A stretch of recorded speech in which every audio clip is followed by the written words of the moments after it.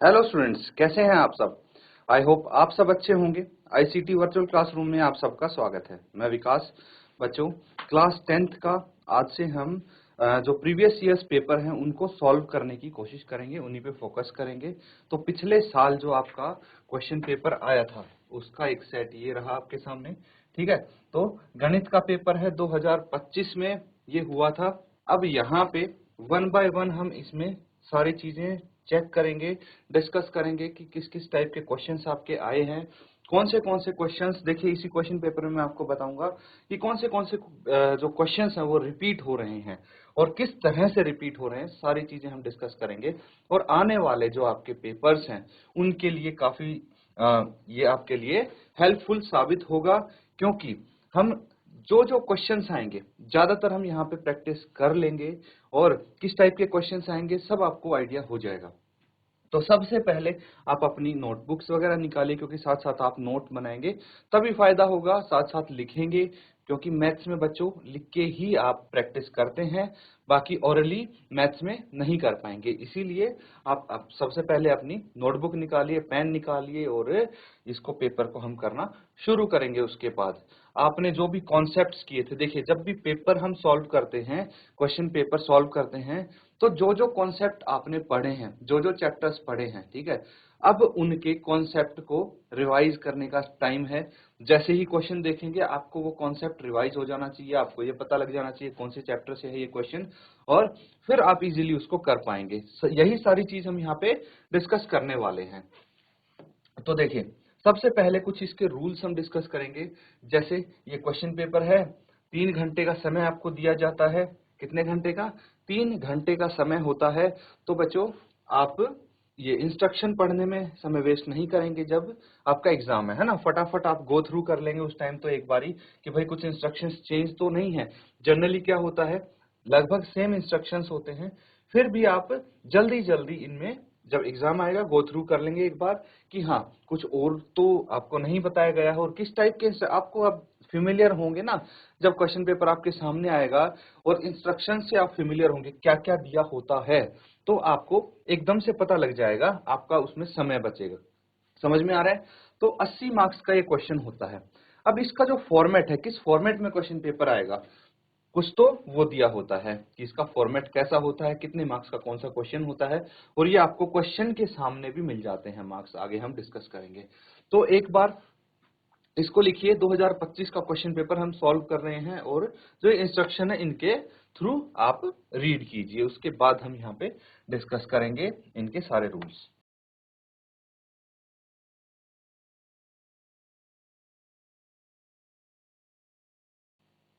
तो ठीक है बच्चों, अब यहाँ पे हम डिस्कस करेंगे इसके जो आपको इंस्ट्रक्शंस दिए हैं उनको।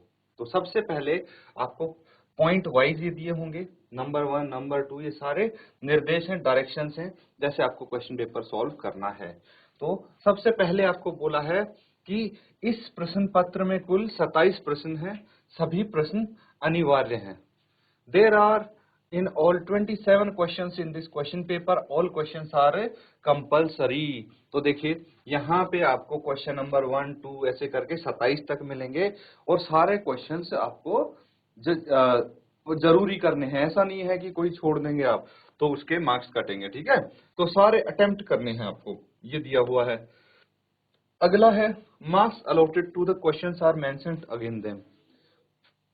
Marks allotted to the questions are mentioned against them.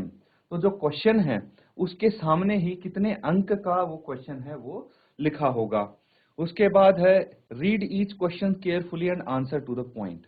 तो यहाँ पे देखिए, ये जनरल इंस्ट्रक्शन आपको दिए हैं, है ना। तो इस टाइप के दिखे तो आप इनमें बहुत ज्यादा समय वेस्ट नहीं करेंगे, फटाफट क्वेश्चन आप सॉल्व करने लगेंगे। आपको पता है कि भाई रीड अच्छे से क्वेश्चन पढ़ेंगे और उसके बाद टू द पॉइंट आपको आंसर करना है। जितना आपसे पूछा गया उतना ही आपको उसमें आंसर लिखना है। समझ में आया? अब क्या बोला गया है उसके बाद, क्वेश्चन नंबर 1। देखिए, जो फर्स्ट क्वेश्चन होगा वो मल्टीपल चॉइस क्वेश्चन होगा, ठीक है। एमसीक्यू आपने कर रखे हैं पहले भी। क्या होता है, 4 ऑप्शन दिए होंगे उसमें, क्या 4 ऑप्शंस दिए होंगे और उनमें से एक सही उत्तर होगा। तो आपको अपनी आंसर बुक में क्या करना है, जो करेक्ट ऑप्शन है वो लिखना है। क्या लिखना है, करेक्ट ऑप्शन लिखना है। समझ में आ गया। अब प्रश्न संख्या 1 का प्रत्येक खंड 1 अंक का है, ठीक है। तो आपको यहाँ पे दिए हैं कि कौन सा क्वेश्चन कितने मार्क्स का है, पहले बता दिया है। आखिर में भी जब आप क्वेश्चन देखेंगे, क्वेश्चंस के सामने भी लिखा होगा। ये पहले इसलिए बता दिया है कि आप इजीली डिसाइड कर पाओ कि स्टार्ट कहाँ से करना है, ठीक है। जरूरी नहीं है कि आपको क्वेश्चन नंबर 1 से ही शुरू करना है। अगर आप चाहते हैं कि भाई मैं 5 वाले क्वेश्चंस पहले कर लेता हूँ, ज्यादा मार्क्स स्कोर कर लूंगा और मेरा टाइम भी अच्छे से यूटिलाइज हो जाएगा, उसके बाद आप सोचते हो कि चलो कोई बात नहीं, उसके बाद 4 मार्क्स वाले कर लेंगे, तो ज्यादा मार्क्स स्कोर कर सकते हैं। ऐसा ना हो कि आप एक मार्क्स वाले क्वेश्चंस में ही फंस के रह जाएं और उसमें ज्यादा समय वेस्ट हो जाए। इसीलिए आपको टाइम मैनेजमेंट करना आना चाहिए कि पूरा क्वेश्चन कैसे अटेम्प्ट कर सकते हैं, पूरा क्वेश्चन पेपर, ये आपको सोच के चलना है, ठीक है। तो आप पूरा क्वेश्चन पेपर अटेम्प्ट कर पाएंगे तभी आपके अच्छे मार्क्स आएंगे। अगर किसी क्वेश्चन में अटक जाते हैं तो क्या करेंगे, उसको लास्ट में आप अटेम्प्ट कर लेंगे। ऐसा नहीं कि आपने पूरा टाइम उस एक क्वेश्चन, जो आप हो सकता है कोई एक पॉइंट आपके दिमाग से निकल जाए, याद ना हो उस टाइम पे, तो क्या करेंगे, अगले क्वेश्चन पे मूव करेंगे और उसको मार्क कर लेंगे ताकि आप लास्ट में उसको अटेम्प्ट कर दें। तो इस तरह से आपको जो अच्छे से आते हैं वो क्वेश्चन भी आप कर पाएंगे और जो नहीं आते उसके लिए सोचने का समय भी मिल जाएगा आपको लास्ट में, और उनको अटेम्प्ट कर सकते हैं। आपको टाइम का पूरा आइडिया रहेगा फिर। तो यही बताया गया है कि क्वेश्चन नंबर 1 जो है वो 1 मार्क्स के हैं, ठीक है। क्वेश्चन नंबर 2 से 9 तक भी 1 मार्क्स का हर एक क्वेश्चन है। फिर क्वेश्चन नंबर 10 से 16 तक के 2 मार्क्स के क्वेश्चन होंगे। फिर 17 से 21 तक के जो क्वेश्चन है वो 4 अंक के होंगे। और फिर आखिरी में 22 से 27 तक 5 अंक के क्वेश्चन होंगे। तो ऑफ कोर्स ये बात भी है कि भाई अगर 5 मार्क्स का क्वेश्चन दिया है आपको तो थोड़ा लेंदी भी होगा, वो 5 मार्क्स के हिसाब से आपको मेहनत भी करनी पड़ेगी उसमें। तो ये सारी चीजें आप मैनेज करके चलेंगे। फिर आपको बोला है कि there is no overall choice in this question paper. कोई ओवरऑल चॉइस नहीं है। ऐसा नहीं है कि भाई आप क्वेश्चन नंबर 1 और 2 में से कोई एक कर लें। आपको अटेम्प्ट तो सारे ही करने हैं, लेकिन आपको इंटरनल चॉइस मिल जाएगी। फॉर एग्जांपल क्वेश्चन नंबर 12 है तो क्वेश्चन नंबर 12 में ही इंटरनल सेम क्वेश्चन में आपको 2 अलग अलग सवाल दिए जाएंगे, अथवा या और करके, और उनमें से एक आपको बोला जाएगा कोई भी एक कर सकते हो, ठीक है। तो इस तरह से हम क्वेश्चंस करेंगे तो इसको सब डिस्कस करेंगे। एक बार ये जो इंस्ट्रक्शंस हैं आप अच्छे से रीड करो इनको, ताकि आपको बाद में कोई परेशानी ना हो।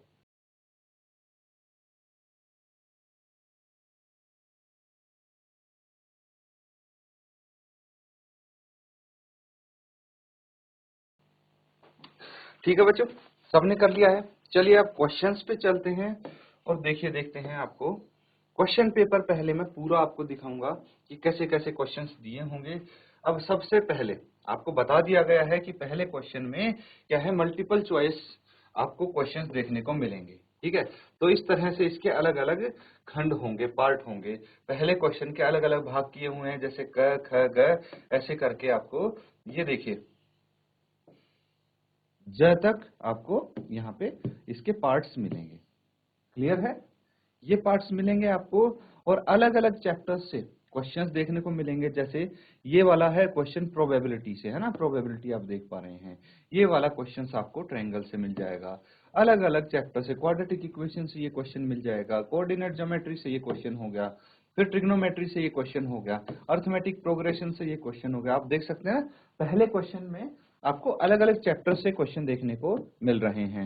उसके बाद आपको हर जो पेज है उस पे संख्या नंबर भी लिखा मिलेगा, ठीक है, कि पृष्ठ की संख्या नंबर क्या है। फिर आपको 2 से 9 तक क्वेश्चंस बोले गए थे कि एक अंक के हैं। 2 से 9 तक जो क्वेश्चंस हैं ये रहे। 2 से आपके 9 तक ये क्वेश्चंस हो जाएंगे। समझ में आ रहा है। फिर 11 से, ठीक है, आपको 2-2 अंक के क्वेश्चंस देखने को मिलेंगे 16 तक। अब देखिए यहाँ पे एक चीज और मैं आपको बताऊंगा। तो इस तरह से क्वेश्चन लिखा होगा, है ना। ये स्टैटिस्टिक्स चैप्टर से है। इसके सामने अंक लिखे हैं, कितने अंक का है, 2 अंक का क्वेश्चन है ना। दूसरी चीज, आपको क्वेश्चन हिंदी में भी दिया होगा, इंग्लिश में भी दिया होगा, ताकि आपको लैंग्वेज में कोई परेशानी ना हो। फॉर एग्जाम्पल, निम्नलिखित आंकड़ों का माध्य ज्ञात कीजिए। ये हिंदी में हो गया, find the median of the following data. ये इंग्लिश में हो गया। तो दोनों ही लैंग्वेज में आपको क्वेश्चंस यहाँ पे दिए रहते हैं ताकि आप इजीली पढ़ के समझ पाओ क्वेश्चन। देखिए, क्वेश्चन को समझना बहुत जरूरी है। जब तक अच्छे से आप पढ़ के उसको समझ नहीं पाओगे तब तक सॉल्यूशन तक पहुंचना मुश्किल होगा। अब देखिए क्वेश्चन नंबर 16 है, जैसे 2 अंक का ही है, यहाँ पे अंक लिखे हुए हैं, लेकिन यहाँ पे अथवा या और बोल दिया गया है। तो इसका मतलब ये है, या तो ये वाला क्वेश्चन, ठीक है, जो चैप्टर प्रोबेबिलिटी से है, ये कर सकते हैं, या फिर ये क्वेश्चन कर सकते हैं, ये भी प्रोबेबिलिटी चैप्टर से ही है, लेकिन आपको क्वेश्चन अलग दिया गया है। ये ताश के ऊपर है क्वेश्चन और ये गेंद के ऊपर है ना, अलग अलग क्वेश्चन दिए हैं। तो इनमें से दोनों नहीं करने, जब अथवा या और आ जाए। देखिए क्वेश्चन नंबर 16 का ही है ये भी, और ये भी क्वेश्चन नंबर 16 ही है। तो इंटरनल चॉइस आपको जो बोली गई थी उसका मतलब यही था कि इन दोनों में से क्वेश्चन नंबर 16 तो अटेम्प्ट करना है आपको, पर इन दोनों चॉइस में से कोई एक चॉइस आप चूज कर सकते हैं। उसके बाद 17 से लेके आपका कौन से आ जाते हैं, 4 अंक के क्वेश्चंस आ जाते हैं। अलग अलग चैप्टर से आपको देखने को मिलेंगे ये क्वेश्चंस, ठीक है, देख सकते हैं। इंटरनल चॉइस भी है। उसके बाद 5 मार्क्स के आ जाते हैं क्वेश्चन नंबर 22 से 27 तक। ये आ रहा है समझ में? इस तरह से देखिए क्वेश्चंस आपको मिलेंगे, और जैसे जैसे आपके क्वेश्चंस आगे बढ़ते जाएंगे क्या होता जाएगा बच्चों, क्वेश्चंस बड़े होते जाएंगे, थोड़े लेंथी होते जाएंगे, ज्यादा अंक के क्वेश्चन। चलिए अब सीधा हम चलते हैं क्वेश्चन नंबर 1 पे।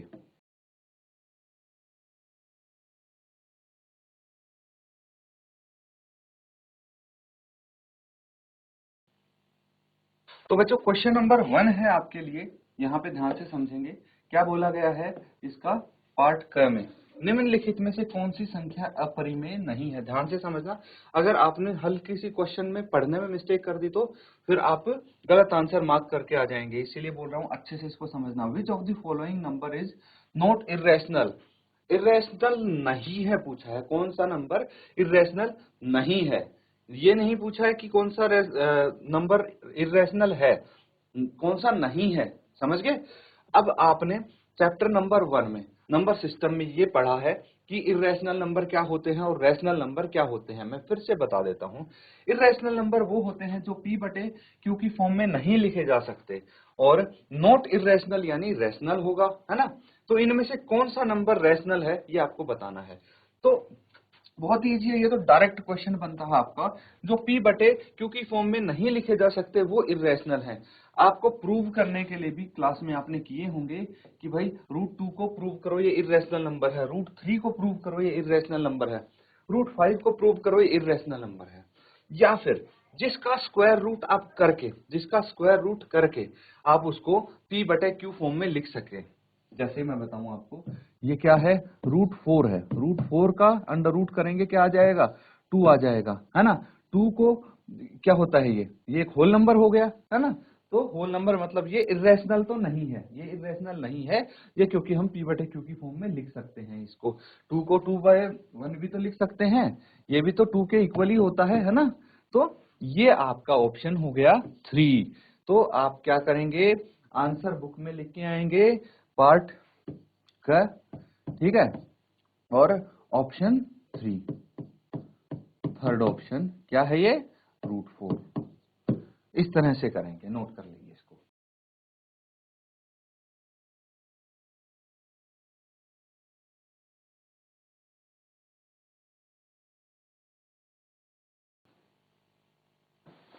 तो बच्चों समझ में आ रहा है। अब देखिए अगला पार्ट इसका है, ठीक है।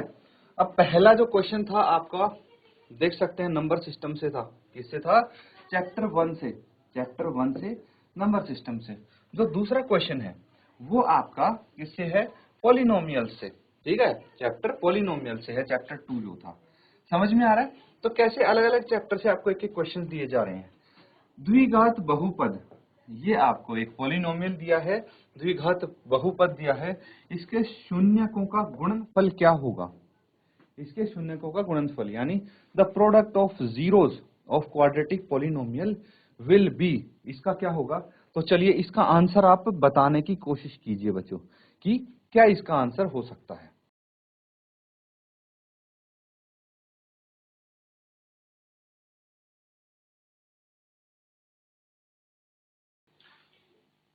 ठीक है, चलिए अब इसको सॉल्व करके देखते हैं। देखिए हमारे पास क्वाड्रेटिक पॉलिनोमियल कौन सा है, 2x² माइनस 7x माइनस 15। चलिए इसको करेंगे सॉल्व। क्या है, 2x² माइनस 7x और क्या था, 2x² माइनस 7x माइनस 15। ठीक है, अब देखिए हमें ऑप्शन देखने की भी जरूरत नहीं है, हम सीधा आंसर तक पहुंचेंगे, माइनस 15। अब इसको हम क्या करेंगे, सबसे पहले कंपेयर करेंगे। ठीक है, दो कंपेयर द पॉलिनोमियल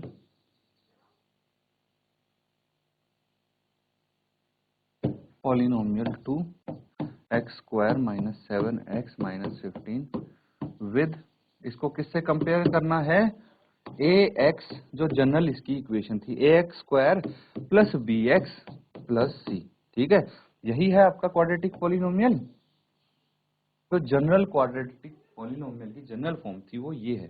तो इसको कंपेयर क्यों कर रहे हैं, क्योंकि यहां से हमारे पास a की वैल्यू आ जाएगी जो कि है 2, b की वैल्यू आ जाएगी जो कि है -7, c की वैल्यू आ जाएगी जो कि -15 है।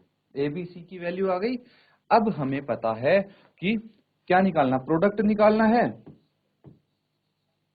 प्रोडक्ट ऑफ जीरोज, शून्यकों का।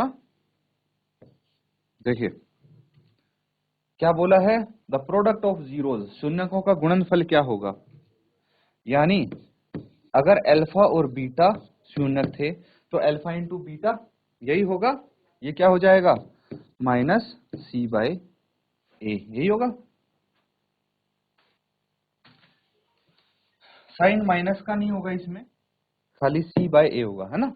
तो ये फॉर्मूला आपने पढ़ा होगा। सम ऑफ जीरोज में भी ऐसा कुछ आपको देखने को मिलेगा, प्रोडक्ट ऑफ जीरोज भी आपको ऐसा कुछ देखने को मिलेगा। ठीक है, तो अब क्या करना है, c की वैल्यू क्या है, c की वैल्यू है -15, a की वैल्यू कितनी है 2, ये हो जाएगी -15/2, नोट कर लेंगे। तो इसमें लास्ट में जो ये ख पार्ट है ना, ख है, तो एक काम और करेंगे, यहां पे देखिए आपसे क्या बोला गया है, प्रोडक्ट। अब यहां पे कौन से मैच कर रहा है, आंसर आपका सेकंड से मैच कर रहा है, -15/2 है ना। तो correct option will be, correct option हो गया सेकंड, ऐसे भी लिखना है आपको, है ना, लास्ट में।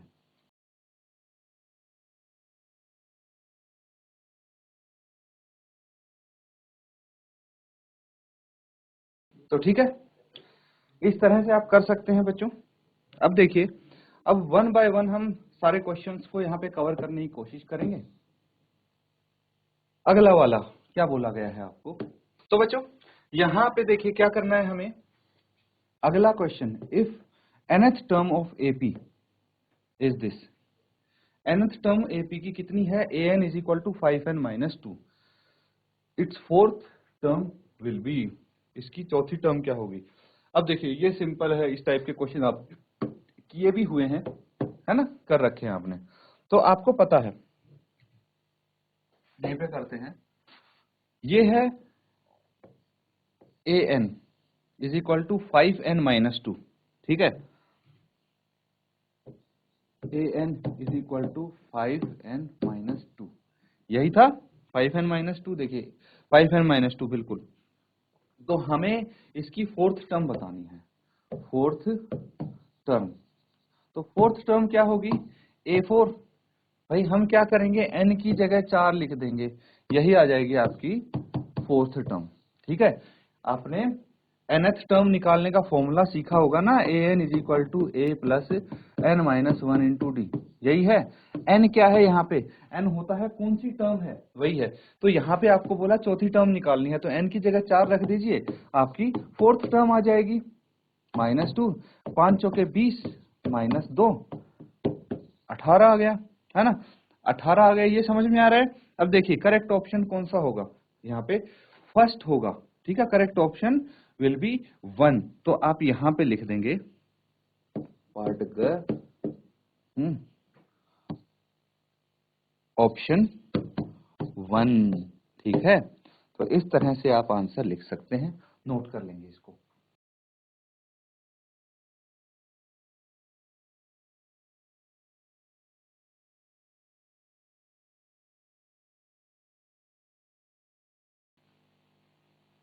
ठीक है, कर लिया है। चलिए आगे देखिए, अगला पार्ट बहुत आसान होने वाला है इसका, क्योंकि आपको यहाँ पे बोला गया है, क्या बोला गया है, ये वाला पार्ट है साइन 18 बाई cos 72।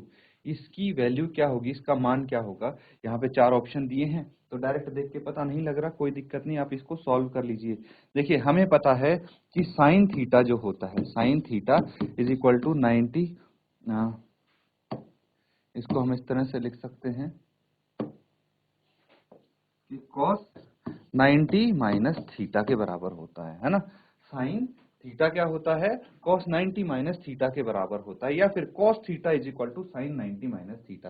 किसी को आप चेंज कर सकते हैं इसमें से, तो साइन 18 बाय cos 72, नीचे cos है ना, तो ऊपर वाले को भी मैं cos में ही कन्वर्ट कर देता हूं।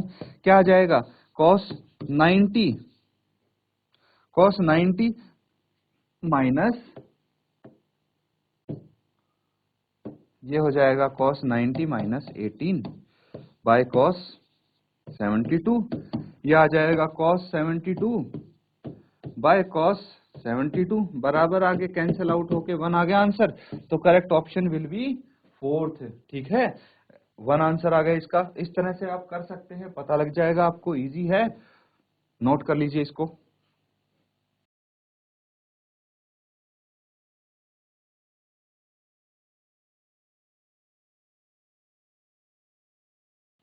ठीक है, नोट कर लिया है। अब आगे देखिए, अगला क्वेश्चन है, द्वितीय चतुर्थांश में स्थित बिंदु के निर्देशांक क्या हैं। Coordinates of point in second quadrant are. ये कोऑर्डिनेट्स दिए हैं, इसमें से बताना है। चलिए इसको हम सॉल्व करके देखते हैं। देखिए मैं पूरा कॉन्सेप्ट आपका क्लियर करूंगा। ये जो क्वेश्चंस हैं, ये आपका 2 या 3 सेकंड में हो जाना चाहिए। ठीक है, फिर हम इसको डिस्कस करेंगे, तभी आपके कॉन्सेप्ट्स क्लियर होंगे। ठीक है, तो यहाँ पे अगर इसको देखेंगे आप, तो क्या हो जाएगा, ये हो जाएगा ए, ठीक है, इसको मान लीजिए बी। ठीक है, ये हो गया एक्स एक्सिस, ये हो गया वाई एक्सिस, है ना। यहाँ पे इस तरह से आप कर सकते हैं, एक्स एक्सिस और वाई एक्सिस। अब आपको क्या पूछा है, यहाँ पे ये होता है पॉजिटिव, ये इस तरफ पॉजिटिव होता है, इस तरफ ये एक्स डैश हो गया, ये नेगेटिव हो जाएगा यहाँ पे। लेकिन ये वाई एक्सिस तो पॉजिटिव ही होगा, यहाँ पे होगा कि नहीं होगा। ये फर्स्ट क्वाड्रेंट हो गया, ये सेकंड क्वाड्रेंट हो गया, ये थर्ड क्वाड्रेंट हो गया, और ये फोर्थ क्वाड्रेंट हो गया। कार्टेशियन प्लेन सबको पता है, तो कोऑर्डिनेट ज्योमेट्री का ये क्वेश्चन बन रहा, बहुत सरल क्वेश्चन है। अब यहाँ पे अगर हम ए की बात करेंगे तो ये माइनस ए हो जाएगा, क्योंकि ये नेगेटिव है एक्स एक्सिस, और बी की बात करेंगे तो ये प्लस हो जाएगा, क्योंकि वाई एक्सिस पॉजिटिव है। इसी तरह से लिखते हैं ना, एक्स और वाई इस फॉर्मेट में लिखते हैं। तो पहले एक्स एक्सिस की साइड देखेंगे तो वो सेकंड क्वाड्रेंट में एक्स एक्सिस नेगेटिव चला जाता है और वाई एक्सिस पॉजिटिव होता है। तो करेक्ट ऑप्शन क्या होगा, माइनस ए और बी। कहां पे है माइनस ए और बी, देखिए कहीं दिखेगा, ये रहा, fourth option will be correct option. ठीक है, इस तरह से आप ये क्वेश्चन कर सकते हैं।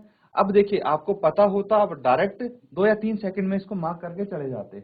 अब मैंने कॉन्सेप्ट आपको समझाया है, तो इस तरह से आपके कॉन्सेप्ट भी रिवाइज होते जाएंगे। नोट कर लेंगे इसको।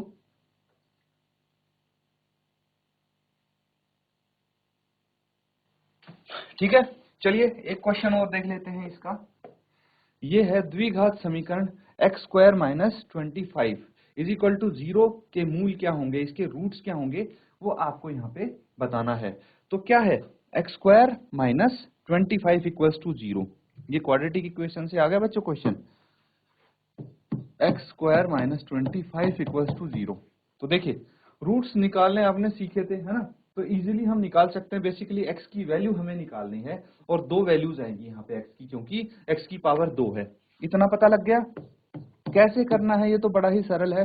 25 को हम क्या लिख सकते हैं, 5 का स्क्वायर लिख सकते हैं इज इक्वल टू 0। और यहाँ पे देखिए मैं एक फॉर्मूला यूज करूंगा, फॉर्मूला भी लिख देता हूँ आपको पता चले। ए स्क्वायर माइनस बी स्क्वायर क्या होता है, ए स्क्वायर माइनस बी स्क्वायर, ए प्लस बी इंटू ए माइनस बी होता है कि नहीं होता। अब यहाँ पे मैं क्या लिखूंगा, x plus 5 into x minus 5 ये होता है कि नहीं होता, इज इक्वल टू 0 है। तो मैं क्या करूंगा, बारी बारी x प्लस 5 को लिख दूंगा 0 के बराबर, और दूसरी वैल्यू आएगी x माइनस 5 इक्वल टू 0 से। तो x is equal to minus 5 आया, x is equal to plus 5 आ गया, क्योंकि राइट हैंड साइड में जाके साइन आपके चेंज होते हैं। तो क्या क्या वैल्यूज आ गई x की, 5 और माइनस 5, या फिर माइनस 5 और 5, एक 5 आएगी एक माइनस 5 आएगी। देखते हैं अब आपको क्या दिया है, 5 और माइनस 5 कहाँ है, ये रहा है ना, 5 और माइनस 5, इस तरह से कर सकते हैं ना, नोट कर लीजिए।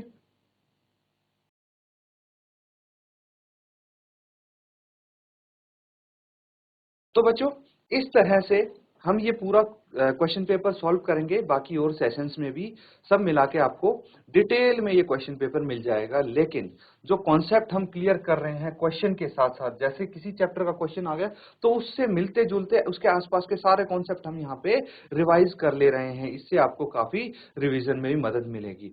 तो ऐसे ही आप रिवाइज करते रहिए, ये क्वेश्चन पेपर देख के आपको इस टाइप के और भी मॉडल क्वेश्चन पेपर मिलेंगे, सब आपको सॉल्व करना स्टार्ट करना है, ठीक है। इसी के साथ बच्चों आज का सेशन यहाँ पे एंड करते हैं। Thank you and have a nice day.